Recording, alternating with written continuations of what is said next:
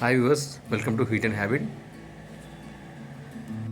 Today we are making amaranthus leafy vegetable curry, popularly known as chaulai or totagura.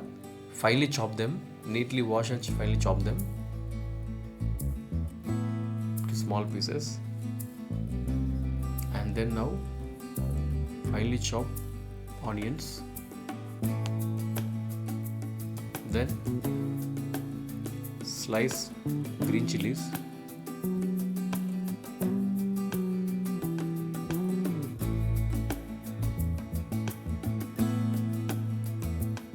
And now finely chop red tomatoes. Then let on the stove, put a vessel, add oil in it.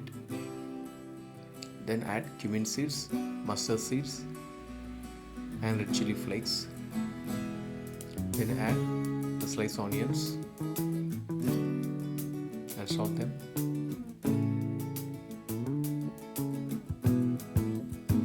Then now add green chili slices and now add salt and turmeric powder, and then now add finely chopped leafy vegetable. Nicely mix them.